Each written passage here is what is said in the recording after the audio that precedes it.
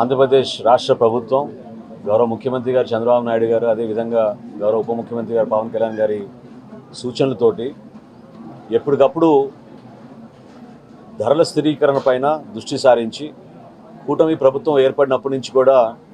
వినియోగదారులకి అన్ని విధాలుగా అండగా నిలబడడానికి మేము చేస్తున్న ప్రయత్నంలో భాగంగా గత నెల రోజుల నుంచి బియ్యం ధరలు దాదాపు 10 రూపాయలు పెరిగినాయి మార్కెట్లో అనే సమాచారం అందిన తర్వాత క్షేత్రస్థాయిలో వాస్తవ పరిస్థితి గుర్తించి మా పౌర సరఫరాల శాఖ నుంచి ఆంధ్రప్రదేశ్ రైస్ మిల్లర్ అసోసియేషన్ తోటి చర్చించి రాష్ట్రంలో ఉన్న 150 రైతు బజార్లోనూ అదేవిధంగా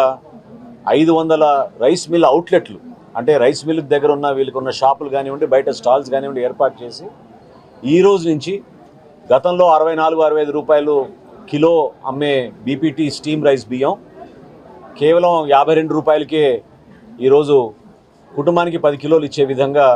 ఒక వెసులుబాటు ఈరోజు కల్పించాం. అదేవిధంగా గతంలో 58 రూపాయలకి 60 రూపాయలకి అమ్మిన బీపీటీ బియ్యం అంటే పచ్చి బియ్యం అంటారు, దానిని 52 రూపాయలకే కిలోకి అమ్మే విధంగా 50 రూపాయలకే కిలో బియ్యం అమ్మే విధంగా ఈ రోజు నుంచి ఏర్పాటు చేయడం జరిగింది. ఈ ఇనిషియేటివ్ ఎప్పటికప్పుడు మేము సమీక్షించుకుంటూ జిల్లా కలెక్టర్ గారు అదేవిధంగా మా డిపార్ట్మెంట్ నుంచి మాకు వస్తున్న సమాచారం వీటికి స్థానికంగా ఉన్న సమస్యలపైన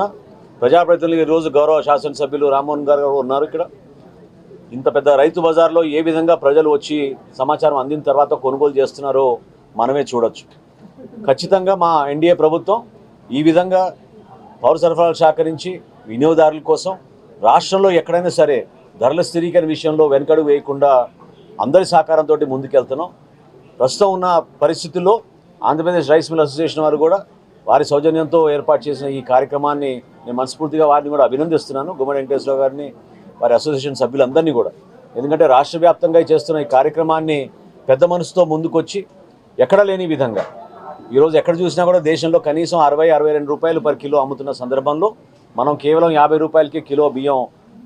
నాణ్యమైన బియ్యం, సన్నటి బియ్యం, బీపీటీ అంటాం మనం, స్టీమ్ రైస్ చేసి దాన్ని మనం ప్రజలకు అందుబాటులో తీసుకురావడం చాలా గొప్ప సందర్భంగా నేను మనస్ఫూర్తిగా కోరుకుంటూ ప్రజలందరినీ కూడా సద్వినియోగం చేసుకోమని ఇవాళ రేపు గౌరవ శాసనసభ్యులు పార్లమెంట్ సభ్యులు అదేవిధంగా గౌరవ మంత్రివర్యులు అందరూ కూడా రాష్ట్ర వ్యాప్తంగా ఒక పండుగ వాతావరణంలో ఈ రైతు బజార్లోనూ రైస్ మిల్ అవుట్లెట్ల దగ్గర కూడా ఇది ప్రారంభించమని ఈ సందర్భంగా నేను కొనియాడుతున్నాను.